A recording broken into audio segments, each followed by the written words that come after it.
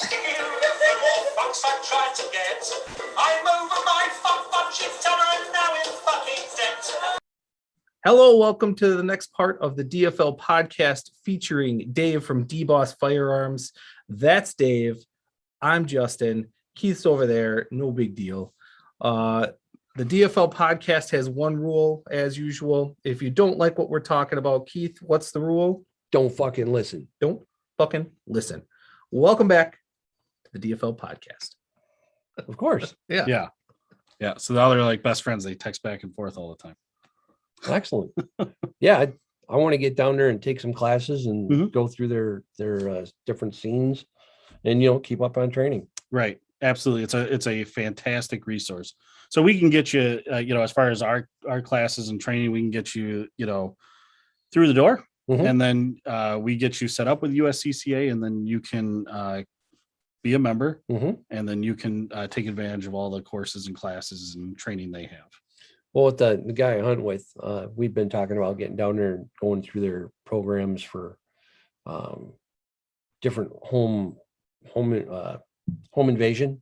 Okay. And the scenario how to invade people's homes. No, it's the other way around. Oh, okay. What you should do correctly. Got it. Just checking. I want to make sure for the masses. Don't chase them out the door down the street, popping at them the whole time. Okay. What to do and what not to do. Got it. Right. And then practice that physically, as opposed to see a video. Is it cry and pee your pants? Because my first guess would be if I get home invaded, I just cry and pee my pants. It depends on how you're wired. Okay. Got it. Yeah. And I'm sure you put my home address down here now. Yeah.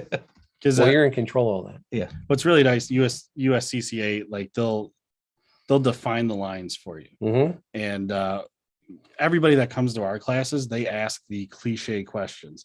Isn't it better to just shoot somebody dead, than to let them live and then go through they answer that question? Is it better to, if you shot somebody that's standing on your porch, is it better to shoot them and then drag them into your house?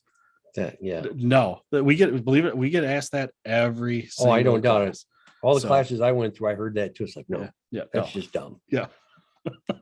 There's no dumb question. No, That's a dumb question. If they don't know, it's important that they ask. Well, and Dustin usually answers it with, have you ever seen the TV show CSI? They know can you tell. dragged it. Yep, they know you dragged them. And they can tell too if you've shot somebody while they've been on the ground. And if you had, you've got to have a very, very good reason for doing that, meaning they were still a threat to you. Right. And that's the trick right there. Shoot until the threat is ended. Yes. And then you're done. Yep. And are you obligated to help that person after you've shot them? That's a choice. That's a choice. You're not obligated to. It's different on the law enforcement side. Yes. Well, that's their job. Right. Yeah. Not my job. Not your job. Not my job. No. What else you got, Keith? All right. I might have half a page. 7 to 10 more. Classes training. We just covered that really well. Thank you. Yep. Archery. I was surprised to see archery is prevalent on your website. Yes. So we're gonna streamline the website a little bit. But archery behind the scenes, again, not in the store. We'd have to make a fairly large investment to get it in the store. But archery on the website has done very well. Excellent. For us. Crossbows mainly or traditional? Traditional. Yeah. I think it goes by state. Really, I think crossbow has gotten bigger in our state than what it has, maybe in the past 5 years. So it's a little interesting. I haven't gotten a chance to really check up on it because we're coming right up on deer season. But to check the the analytics of what's actually going more than others. I haven't checked it in about a month, but I'm really interested to see which way archery is taken now that we're this close. Well, with the handicap thing not being such, disabled folks were the only ones able to use crossbows for many years, and now it's opened up to anybody. Right. And a lot of the guys I hunt with, like, heck, I'm going with crossbow. I'm going to stand in a tree with a full size bow, crossbow, and as you can imagine, maybe some of the folks I know are a wee bit older and they're done holding that bowstring. Yeah, I believe it. Right. Yeah. No, and that's a good thing for them too, because it's also a safety concern. You don't want them, injuring themselves as they're doing it, or possibly injure somebody else because they can't control. Yeah, and Can't old control the people shot. falling from the trees. It's an ugly sight. Yeah. Oh yeah, Yeah, yeah. like Just raining old mush people. when they hit the ground. Yeah, You know, well, the brittle sometimes they bones. bounce. Depends on how they're built. Oh, sure. That's Yeah. fair. Yeah. All right, next question. Thank you for the archery input. Yeah. Full service and repair. You touched on that a little earlier.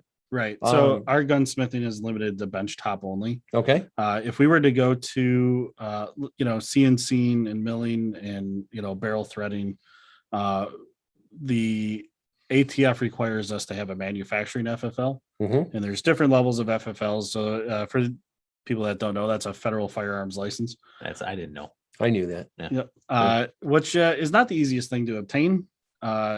So well, at least we got that far. Yeah. So if somebody came in and bought a 300 Win Mag and they Mhm. wanted a muzzle brake put on it, you have the resources to get that done for them? So if the 300 Win Mag is already threaded, Nope. then no, we don't. So you don't Because send them out, that or- is that would qualify under manufacturing. even if you send it out to a contractor. We can ship it out to a third party. Okay. So we can handle the shipping and receiving. So probably along the same vein is transfers. Mm. We get a ton of Transfers on firearms. and suppressors. We don't have our SOT yet. Okay. So we're going to be working on that for this next year. All right. But specifically firearms. So in this area, we made it a point. We've checked around as to today. I can say that we are the most reasonable on our transfer fees than any of the other shops. If it's a long gun, it's $15. If it's a pistol, it's $25. Excellent. Very good. Thank you for that. Yeah. Ammo, we pretty much already talked on that. We can skip that. Availability. Anything you want to add on ammo availability, calibers, hunting, otherwise? It comes in waves. It's really touch and go. And right now, I hate to send somebody somewhere else, but if you call the shop right now and go, I absolutely need 30-30. I need 30-06, 270. And we just, out of our 38 distributors, none of them have it. Empty. They're all empty. But what we can do is a couple of things. We can send you to another site that we know that can kind of continuously get it, Mhm. and that would be ammograb.com. Mm. So ammograb.com, if you can't find ammo that you've desperately been looking for, you're probably not going to pay reasonable prices, No. but it's there. Yep. The other option too, and this is something that we just started, that we're going to start doing. We're moving our auctions to a different platform. Auctions. Yep. We You'll used have to, to expand on that. yeah, we, for a while, for this last year, we've been doing Facebook auctions. So what we would do is we'd post an item that a customer brought in. These aren't items that we're buying from our distributors and putting up. If you had ammo from a firearm that you don't have anymore, Mhm. and you just don't know what to do with the ammo and you want to capitalize on the market, you bring it to us, we post it up, we charge you a fee, obviously, for posting it. And that varies. Yep. Varies between ammo and accessories and then firearms. So ammo and accessories, it's 15%, firearms, it's 20%. Okay. So we would post that up on our Facebook page. And the way that the Facebook auctions worked is that people would just comment their bids. And when it would go 24 hours without anybody else bidding, that last person won the bid. Oh. So we kept it as simple as we could. But after Facebook did their last shutdown with their whistleblower, Mm-hmm. yeah, she was a plant. Yeah, no kidding. Yeah. So Couldn't have been more obvious. right. So isn't it convenient the day after she whistleblows that they just shut down for 8 hours? Weird. We were already suppressed, but we just got pile drived. So in fairness to our customers that still want to take advantage of the auctions, whether it be buying or selling, we're moving our auctions to hibid.com, and hibid, it's hi-bid.com. On there, we are set up as like a premier auction because we can handle firearms and we can ship, transfer. We're set up for everything. So we right now probably easily have $10,000 to $20,000 worth of items to go up for auction. That's going to be coming up by the end of the month. Nice. So If you bring us a pile of stuff or you bring us one item, doesn't matter. It's the terms are still the same. And then the way that it works is it sits on the auction site for a week. So everybody, this is what's really nice about the site is not only is it just state and local, but it's not international, it's national. It's anybody from any state within shipping, so the continental US can view your items. So you're really open the auction up to everybody in the US. And we let that sit for a week. Everybody can view it so they can add it to their wish list and everything. And then for 2 weeks, they'll be bidding. Okay. Awesome. So, and right now, believe it or not, because like we just said, you can run to Fleet Farm and grab 9mm occasionally. But on high bid right now, 9mm is going for $1 or more around. That's crazy. It is insane. Wow. And that's just the bidding price. Mhm. So there's a buyer's premium on top of that. And if you want it shipped, there's going to be a shipping cost. Wow. That's huge. So there are definitely people in this country that can't get ammo like we can here. That's amazing. The stuff I've seen at the gun shows is the whole spectrum Mhm. from reasonable to just crazy. Store to store, the local stores looking at 5.56 ammo. We were getting what, say 33, 34, 35 cents a round a year ago, year and a half ago. Now it's 85 cents a round or worse. Yeah. I was going to say it's typically not under 75. Yeah. But yeah, I haven't seen it under anywhere. No. And if you've got hunting rounds, Mm-hmm. you are a millionaire. You might as well have Bitcoin. I don't know. I do have Bitcoin. So Yeah. and hunting rounds. Nice. I think maybe I'll get you some. Okay. I don't hunt. If you get me some hunting rounds, I'll get you some cash. Done. All right. I used to hunt. Once you hunt a man, I used to hunt a man for men for living. Yeah. Once you've hunted a man, it's boring. Hunting a dumbass deer. What do you do when you field dress them? Huh?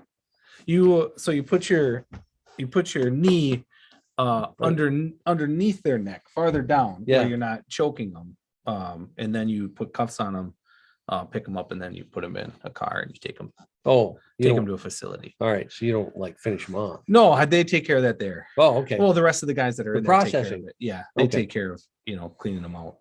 Good deal. Yeah. All right, Let's see. What else? we gotta cut her pretty quick here. The only thing. Yeah. Sorry. I've just been talking. No, No, all right. that's all good. All right. So I guess the one of the things I stop by most often for, and I just walk through and I look, is reloading supplies. Sure. On I've got a ton coming up on the auction. the auction. Okay. We have a ton of the reloading tools. So Okay. your dies, the reloader, the vibratory polisher. Mm-hmm. So we've got the tools, but a ton of brass, ton of bullets, ton of powder. New primers. used. Well, Once it's coming fired. from a collection. So Okay. So it's there's a private mix. collection. Yep. So there's a mix of as far as the brass goes, there's a mix of new and then once fired. Okay. Right. So you would take estates. Somebody's Mhm. got somebody's dad dies. He's got a nice collection. Mom doesn't know what to do. You'll liquidate for him. Well, that's good to Absolutely. know. And in a lot of the cases, believe it or not, there are felons that are coming to us because they can't own the items. Oh, so they're liquidating through you. Yep, exactly. Legally. So yes, so they and before they would go through any troubles, and they know their situation, but as soon as they turn it over to us, they're not in trouble, even though they technically still own it. And then we're able to get them money for it instead of them having to surrender it or sell it for pennies on the dollar. That's nice. Right. Yeah. And that's a racket. Yep. Do you also do appraisals? Yes. So we do insurance appraisals, and we also do appraisals for, if somebody is looking to buy a gun and they say, hey, I'm buying this from this third party guy. Is this a good deal? And if they can actually bring the firearm to us, that works out a lot better. Sure. But we can kind of give a range. But there's so many, with the market being what it is right now. Crazy. It's crazy. And to be honest with you, I don't know who would really want to sell privately right now, but if you're worried, that's the other nice thing too, is if you're worried about selling privately, you can come to us and it'd be just the same thing as a transfer. And you can make the person you want to sell it to pass a background check before you sell it to. Well, that's nice. Yep. Yeah. I can tell you for sure, coming from the insurance industry at one point, that the appraisals of the guns are a big deal. And if you think that you might be underinsured on the guns that you own, you are definitely underinsured on the guns that you own. Absolutely. If you haven't had a conversation with your insurance agent about the guns that you have and what they're worth, you need to talk to them and get those, those down to Dave. Yeah, absolutely. I was just going to say that it's like jewelry, most people don't think about it, but you're wearing, for women, you're wearing these, $5,000, $10,000, $20,000 rings around on your hand. And you didn't think to have a conversation with your insurance company. Good luck when that goes missing. Yep. They're not going to cover that. Yeah. So the biggest concern I hear on that is when you get the insurance guy involved, you've got serial numbers getting written down, pictures taken. I ended up with that a lot. Everybody knows what you've got. So You got to weigh the good with the bad. I mean, is it worth it to you to hide it and not have it covered? Well, it varies. I think if you're dealing in like a period piece, something that's super unique, that there's Civil War revolvers that exist that there's only 1,000 of them ever made. Is that something Family you're gonna heirloom kind of thing? Right. Okay. I wouldn't worry about that stuff. As far as reporting to your insurance company. But if it's going to be your $180 high point pistol, you throw that thing in the river when you're done with it. Like, you don't worry about that. Yeah. So I think you just it's just like anything else. You weigh what's important or not. But for me, I've been through 2 house fires. So my house with my wife and kids, that house, and then our cabin, which is our family-owned cabin, both of those burned, total losses. So it's definitely worth it to Document. document. Take a camera and just film. Go into each room, film it, pan left and right, go nice and slow. You got dressers, open up the drawers, and film what's in the drawer, even if it's like you have to claim everything. So I had to sit through my charred house with a laptop and go room by room and record everything. So it's very, very important to keep your items cataloged, even if it's just for you personally, because you don't have to turn that into your insurance company. But if you have a way of storing that like off-site, my brother Adam, you know him. So we I don't like to tell people that. I don't like that's on the internet. Yeah, well, now it is. We're gonna edit that. You're gonna edit that. But we share information back and forth. So he's got some of my stuff in his safe. I've got stuff of his in mine. That's good. It's a good way to do it. So, but yeah, insurance is a route that most people don't think about. That's it for questions for me. I could go on for days. Yeah. Yeah, I feel bad. I feel like I did most of the talking here, but I feel like there's most of the information. So that's usually how that works. Well, we could have dragged it out of you. Or you did awesome. We don't have to. Yeah, that's really easy for us. Bet you got a lot of fire extinguishers around the house too. Now you probably just a fun little fact. Do you know where you're supposed to have at least one fire extinguisher, where your main fire extinguisher should be? I don't know. I have several. Your bathroom. It should be either by your front door or your back door. Oh, well, that. Do you know why? That's where you're running out. Because if you go to get that fire extinguisher and you turn around to fight the fire and it's too much, all you got to do is walk out the door. Yep, we learned that one. I got one in front, one in back. Yeah, I've got a lot, but then that's kind of my background. Yeah, you do prepping. I'm not a prepper. Okay. Well, I thought we were going to talk about prepping. We can. No, we don't have the kind of time to talk about all the prepping you do. I have to go home. Well, it's not about me. It's about him. I'm a really important person. Okay. I have a lot of high profile meetings to go to after this. And people fear him. Yeah. Sure. Yeah. I'm sought after. So I can't just be sitting here talking to you about all the prepping you do. No. And how you're not a prepper, but you are a prepper. Dave's prepping. Dave, and his views on prepping. He didn't have to say he was a prepper. Well, that's what he it seems like. That's what you're you're telling him. Well, maybe we have Dave come back on a prepping episode when you're finally going to admit that you are a fucking prepper. I'm not a At fucking some prepper. at some level, everybody's a prepper. I'm not At prepping some for level. shit. Well, I tried to explain that to him, and he just doesn't bite. He wants either you're in or you're not. You're pregnant or you're not. He's trying to talk his way out of this mess that he got himself into, where he said he wasn't a prepper, but then gave the definition of a prepper, which was exactly what he is. So it's a whole long running thing. You probably saw it on some of the stuff you've watched to catch up on us. But I caught prepper a few times last night. My sole job in this podcast is to finally get him to like have a little self-awareness and understand that he is a prepper. Yeah, I'm a prepper. And he's just lying to himself. Yeah, but you're not being honest about that. You're just saying that now. That's the thing. So you're accusing me of not owning it. Yeah, that's what I'm saying. Yeah, exactly. Whatever. Yeah, you're lying to yourself and everybody else. Fine. All 16 of our followers. I sleep great at night. Yeah, I'll bet you do. Is it at 17 now? I think I followed 17. Got a new one. All right, we got to wrap this up. I've got very big high profile things to do. So thank you so much for coming on, Dave. Throughout this series, you've seen all Dave's information, but I'm going to pile a whole bunch of it in here too.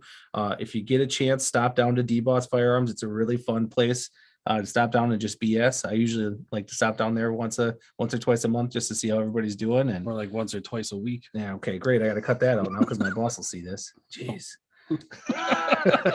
But anyways, yeah, if you get a chance, check out the website, check out the YouTube channel. We'll have a lot of that information on here. But again, thank you so much, Dave, for coming on. Yeah, it's been awesome.